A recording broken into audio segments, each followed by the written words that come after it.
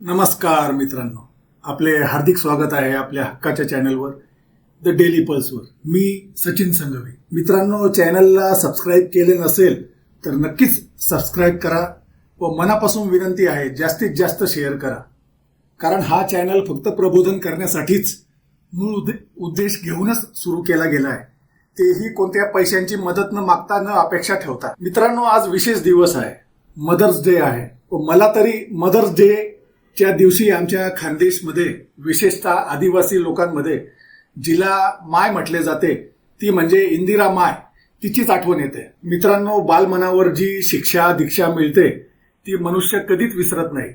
मला अगदी सुस्पष्ट आठवते की इंदिरा मायची हत्या झाली तेव्हा लाईव्ह प्रक्षेपण बघण्यासाठी वडिलांनी पहिल्यांदा घरात टीव्ही आणला इंदिरा मायचे अंतिम दर्शन घेण्यासाठी व रीतसर घरात ते 12 दिवस पाळले गेलेत.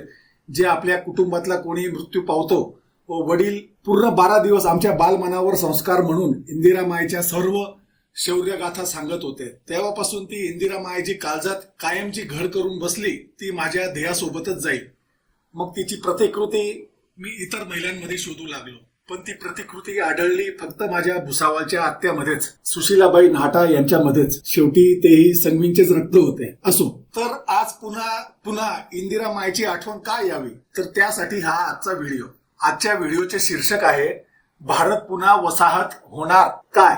भारत पुन्हा वसाहत होणार काय, मोदी यादानी अमेरिका षडयंत्राचा पर्दाफाश. मित्रांनो, स्वातंत्र्य मिळून 75 वर्ष झाली, पण आज पुन्हा एकदा भारत एका नव्या गुलामगिरीच्या दिशेने पावले टाकतोय. आता ना ब्रिटिश आहेत ना क्लाईव्ह आहे, पण आहेत अमेरिकन करार, चीनी निर्भरता आणि घरच्याच देशभक्त उद्योगपतींचा खेळ. आजचा वसाहतवाद गोऱ्यांनी नाही तर ग्लोबल सुपर पॉवर्सने सुरू केला आहे. भारताच्या आर्थिक, सामरिक आणि तांत्रिक स्वायत्ततेवर आता घाला घालतोय. अमेरिकन गुप्त करारांचा पाऊस, quad, ICET, Indo Pacific, F-21 विमान डील हे सगळं भारताच्या हिताचं आहे का, की हे अमेरिकेसाठी चीन विरोधी मोहरा तयार करण्याचा मास्टर प्लॅन आहे? गोबर भक्तांनो, व्यापार युद्धात आपण कोणाची वसाहत व्हायला पसंत करणार? चीन आणि अमेरिका युद्धाच्या मार्गावर आहेत, पण हे युद्ध बंदुकांनी नाही तर चिप्स, मोबाईल आणि ड्रोनद्वारे लढलं जात आहे. भारत का म्हणून दोघांच्या मध्ये अडकतोय? चीनकडून आयात चालूच आहे, अमेरिकेशी संरक्षण आणि AI करार होत आहे, पण शेवटी भारताचं पथदर्शक धोरण कुठे आहे? की आपण कुणाच्या तरी अजेंड्यावर चालतोय? ट्रम्पचा इशारा भारत आणि पाकिस्तान समान हे काय दाखवत आहे? ट्रम्प यांनी वेळोवेळी पाकिस्तानला झुकतं माप दिलं, काश्मीर प्रश्नी मध्यस्थीची भाषा केली आणि युद्धविरामाचं श्रेय स्वतःकडेच घेतलं. हे दाखवत नाही का की अमेरिकेसाठी भारत हा एकतर्फी मित्र नाही तर व्यापार योग्य फक्त साधन आहे?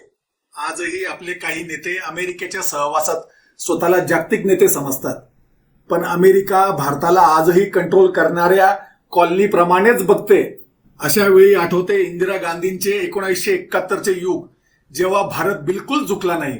1971च्या युद्धात इंदिरा गांधींनी अमेरिकेचं 7वं बेडं बंगालमध्ये येऊनही घाबरून माघार घेतली नाही. बांगलादेश स्वतंत्र झाला, अमेरिकाला पूर्ण निष्प्रभ केलं.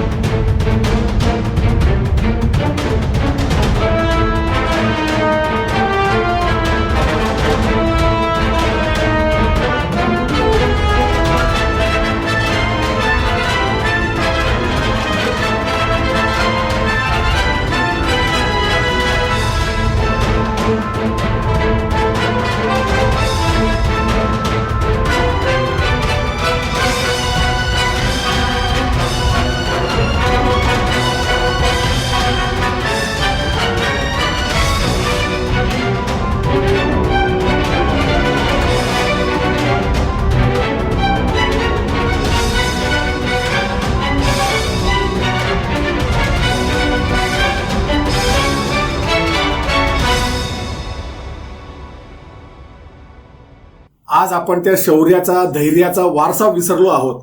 आज आपली दिशा नाही, फक्त परकीय दबावात निर्णय घेतले जात आहेत. मोदींचं 1993 मध्ये अमेरिकन ट्रेनिंग काय षडयंत्राची सुरुवात होती? 1993 मध्ये नरेंद्र मोदी अमेरिकेत ट्रेनिंगसाठी गेले होते. त्या ट्रेनिंग मधून काय शिकवण्यात आलं?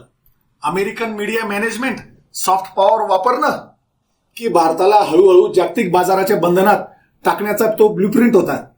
तो कालखंडच नव्या भारताच्या वसाहती योजनेचा प्रारंभ होता का? या विषयावर पण मी विस्तृत व्हिडिओ आधी बनवला आहे. तो तुम्हाला या युट्यूब चॅनलचं या टाइमलाईनवर नक्कीच मिळेल. तो बघितला नसेल तर नक्कीच बघा. अदानीचे ड्रग्ज आणि अमेरिका व हिंडनबर्गचा हल्ला काय सांगतो? अदानी ग्रुप भारताचा मोठा उद्योग समूह, त्याच्यावर 2023 मध्ये अमेरिकेतील हिंडनबर्ग रिपोर्टने जबरदस्त आरोप केलेत. अदानीच्या शेल कंपन्यांमार्फत शेअरचे भाव फुगवणे, मनी लॉन्ड्रिंग करणे, परकीय गुंतवणूकदारांची फसवणूक करणे हे आरोप सिद्ध झाले का अजून भारतात? पण अमेरिकेत तर ते सिद्ध झालेत. अदानीवर ड्रग्जचे आरोप देखील भारतात वाढले. विशेषतः त्याच्या पोर्टवर पाकिस्तान अफगाणिस्तान कनेक्शनचे ड्रग्ज सापडले. हे केवळ ड्रग्ज तस्करी आहे का, की भारतात गुप्तपणे आर्थिक आणि सामाजिक अस्थिरता पसरवण्याचा प्रयत्न आहे? अदानी, मोदी, अमेरिका हा त्रिकोण भारताच्या स्वातंत्र्यावर एक गुप्त आंतरराष्ट्रीय आघात तर नाही ना? काय भारत आणि पाकिस्तान फरक संपला?